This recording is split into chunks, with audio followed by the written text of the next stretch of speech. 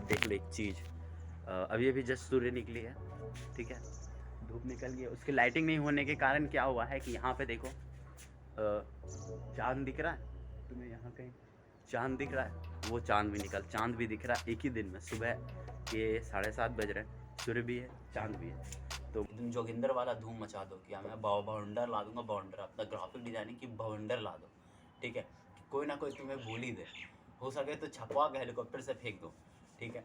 हाँ, जब तुम्हारा पैशन प्रोफेशन बन जाए ना तो ऐसे ही कुछ होता है, इसीलिए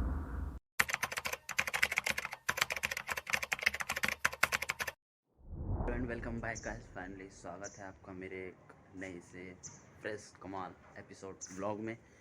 तो आज का ब्लॉग क्या होने वाला है, तो फाइनली यार मैंने पिछले वाले ब्लॉग में डाला था कि मेरा जो जॉब इंटरव्यू था, मैंने ग्राफिक डिज़ाइनिंग के लिए अप्लाई किया था, लेकिन वो सिलेक्ट नहीं हुआ, वो डिसलेक्ट हो गया।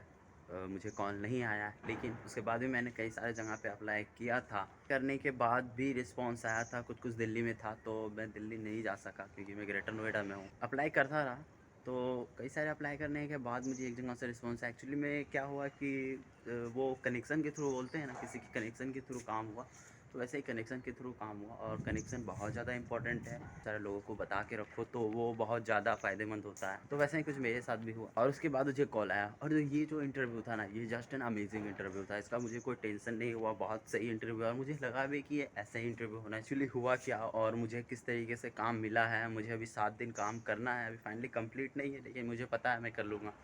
तो ये कैसा था इंटरव्यू, जो बहुत अमेजिंग था।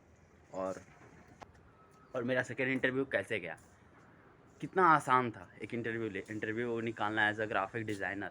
और जहाँ जहाँ लोगों को बिलीव नहीं होता है क्रिएटिविटी पे, वर्क पे, तो थोड़ा सा प्रॉब्लम वहाँ होता है। और कुछ प्रॉब्लम्स भी थे, लेकिन वो पहले वाले में क्या थे वो भी मैं बताता हूँ।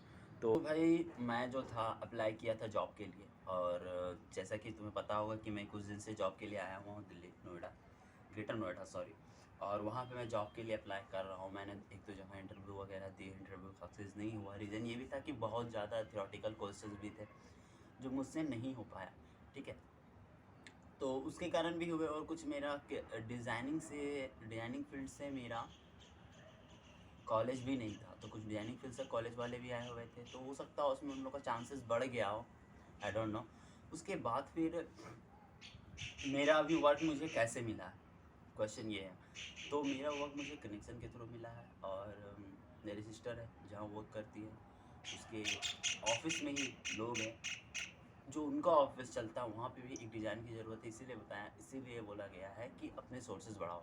अगर तुम सोर्सेज बढ़ाओगे तो बहुत ज़्यादा चांसेस हैं कि तुम्हें वर्क मिल जाएंगे। हर एक लोगों को ग्राफिक डिज़ाइनिंग की ज़रूरत है, एक अच्छा स्किल है तुम्हारे पास तो तुम कर सकते हो। मेनली अभी मेरा भी स्किल वो लोग नहीं देखे, मैं तो बता तो दिया उन्हें कि हाँ मैं कर सकता हूँ, कोई दिक्कत नहीं हो जाएगी, बट फिर भी मेरा स्किल्स देखने के लिए वो लोगों ने मुझे बोला है कि 6 से 7 दिन तो मेरे साथ वर्क फ्रॉम होम करो, और उसके बाद फिर तुम ऑफिस ज्वाइन कर लेना। आज भी जो मेरा जॉब लगा वो रिसोर्सेज के थ्रू लगा है, और रिसोर्सेज से भी मेरा काम आज होगा, ठीक है। सैलरी वैलरी जो है वो नॉर्मल है, कोई बड़ी सैलरी मुझे नहीं मिल रही है, एक्सपीरियंस चाहिए, मैं भी एक फ्रेशर ही बंदा हूँ, जिसके कारण काफ़ी ज़्यादा रिजेक्ट हो रहा था मैं। और इननीडेड वगैरह जो थे वो लोग में ऐसा ही होगा, अगर तुम अप्लाई करते हो तो अगर तुम्हारी किस्मत ज़्यादा अच्छी है, इस पर तो बिलीव नहीं किया जा सकता है, लेकिन अगर लकली तुम्हें मिल गया तो तुम सिलेक्ट हो जाएगा। क्योंकि लास्ट टाइम के इंटरव्यूज़ पे वहाँ पे एक पोजीशन खाली थी, और उसके लिए लगभग 120 से भी ज़्यादा लोग अप्लाई किए थे।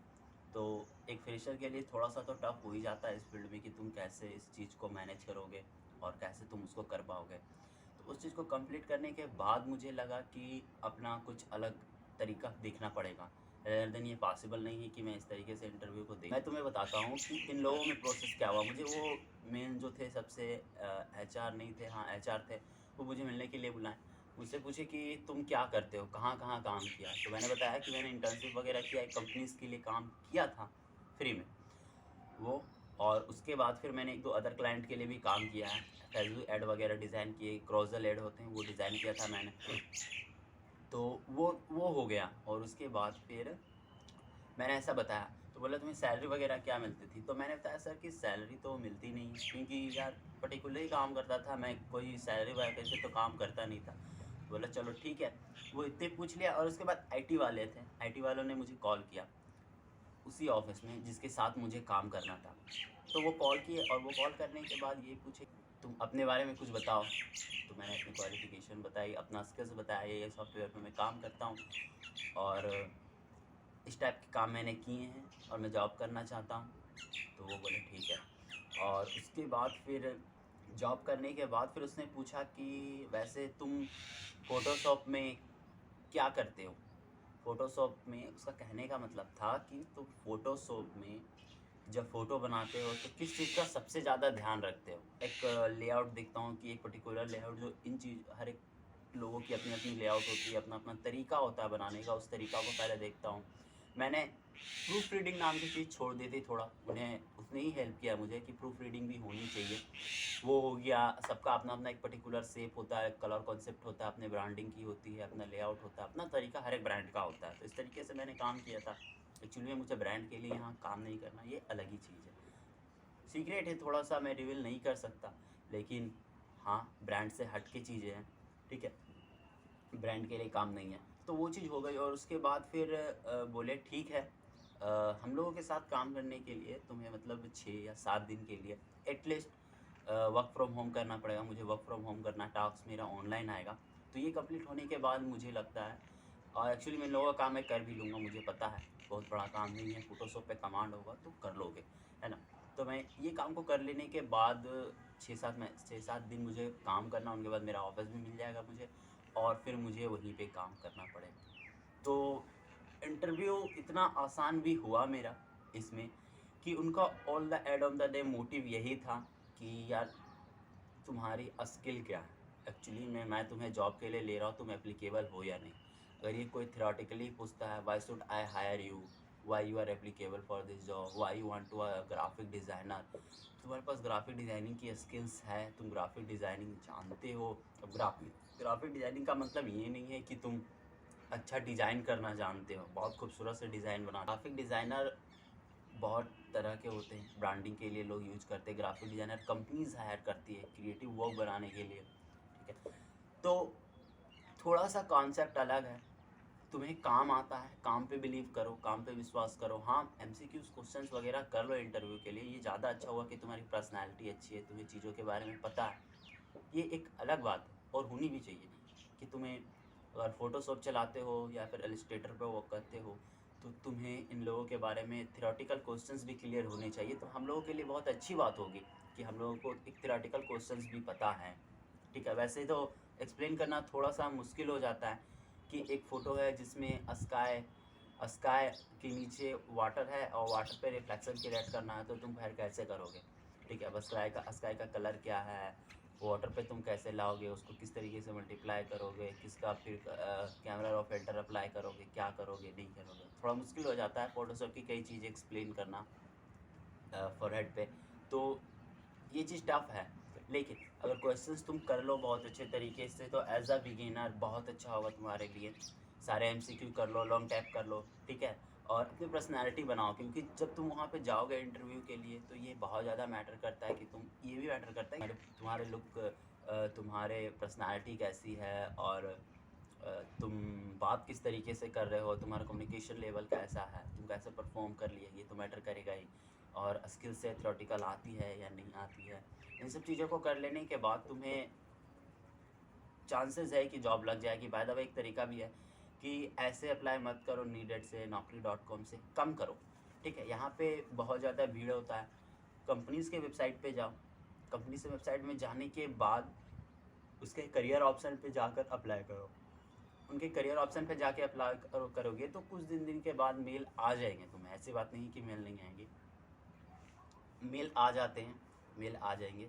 और उसके बाद वहाँ पे जो एक्चुअली में मेरा मेल आया था, 2-3 कॉल आया मुझे दिल्ली से आया। नोएडा से दिल्ली जाना थोड़ा सा लॉन्ग पड़ रहा था मेरे लिए, तो मैं नहीं गया क्योंकि यहाँ पे मेरा बाय कनेक्शन के थ्रू हो गया। कनेक्शन मोस्ट इंपॉर्टेंट है, मैं बता रहा हूँ लोगों को, बताओ, हल्ला कर दो, पूरा धूम मचा दो, एकदम जोगिंदर वाला धूम मचा दो कि मैं बवंडर ला दूंगा, बवंडर अपना ग्राफिक डिज़ाइनिंग की बवंडर ला दो, ठीक है? कि कोई ना कोई तुम्हें भूल ही दे, हो सके तो छपवा के हेलीकॉप्टर से फेंक दो, ठीक है?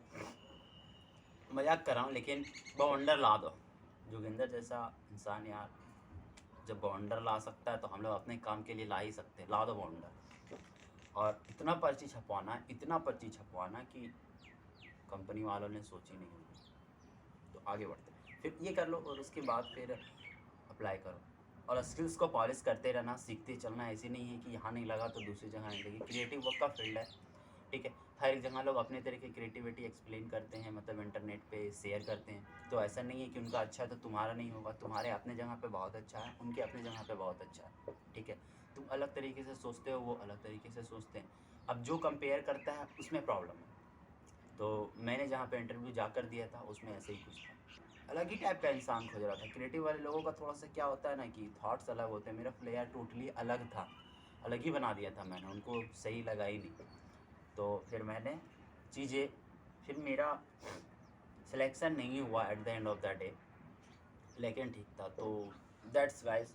और आज के लिए बस फ़िलहाल तो मेरे इंटरव्यूज़ के लिए यही था। मैं बता दूंगा वर्क एक्सपीरियंस किस टाइप का रहा है, हम लोगों के साथ काम करके क्या रिस्पॉन्स रहा है। और जैसा मैंने आपको बताया अपनी एक्सपीरियंस से कि दैट्स द गुड थिंग। हर एक चीज़ें आसान हैं, कर लोगे, बहुत ईजी है, कोई बड़ी चीज़ नहीं है। पहले वर्क को अच्छे से सीखो, थ्योरेटिकल क्वेश्चंस ईजिली हो जाते हैं एंड देन उसके बाद फिर देखा जाएगा कि क्या हुआ। तो गाइस फाइनली हम लोग के बात करते करते धूप निकल गई है। और धूप निकलने के बाद ये फ्लावर्स जो हैं, ये फ्लावर्स ये सारे भी और थोड़ा थोड़ा सा खिल जाएंगे क्योंकि धूप उगने के बाद है तो खिलती है। और अपना चांद अभी लेफ़्ट साइड में है, अपना चांद अभी लेफ़्ट साइड में है। धूप भी आ रही है चेहरे पे। वीडियो अच्छा आ रहा होगा। मैं अभी सुबह टहलने भी नहीं गया और धूप निकल गई। आज तो मैं लेट भी कर दिया, सुत के रखा। अब होता क्या है ना कि जब तुम्हारा पैसन प्रोफेशन बन जाए ना तो ऐसे ही कुछ होता है। इसीलिए आँख वाँख ख़राब होने, कल रात को दिन भर मेरा इतना ज़्यादा मैंने कंप्यूटर यूज़ किया कि at the end of the day शाम को 7 बजे तक मेरा पूरा आँख लाल हो गया, पूरा आँख लहरने लगा।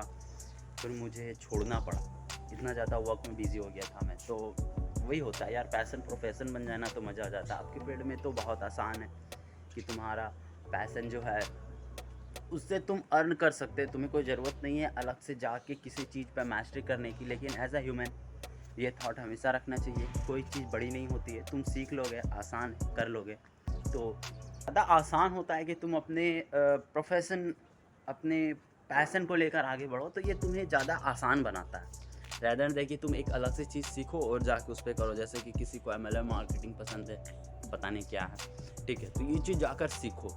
आई थिंक मैं बढ़ा, मैंने स्ट्रगल की। मैं खुश हूँ इस चीज़ को लेके कि मैं एज अ ग्राफिक डिज़ाइनर ही स्ट्रगल कर रहा हूँ। और फिल्म मेकिंग में तो करनी ही करनी है, दबा के फिल्म मेकिंग में स्ट्रगल। उसमें तो वीडियो रिकॉर्ड करते समय अपना दिन हो रात हो कुछ समझ में नहीं आता। धूप में भी जाना है मुझे, मज़ा भी आएगा क्योंकि उसमें अच्छा लगेगा मुझे। That's why I am ready to do it. तो ये चीज़ बहुत अच्छी लगी मुझे। प्रोफेशन पैसन को लेकर अगर तुम वर्क कर रहे हो तो बहुत अच्छा बात है, नहीं तो तुम्हारी जॉब भी है तो कोई दिक्कत नहीं है। और बाकी तुम जानते हो आज के यार 21 सेंचुरी पे जी रहे हो, तो इट्स एन ईजी टास्क, बताने की कोई ज़रूरत नहीं है। तो दैट्स इट। इस वीडियो को आज हम यहीं पे ख़त्म करते हैं। हैव अ गुड डे और प्रैक्टिस करते हैं तब तक के लिए। Thank you.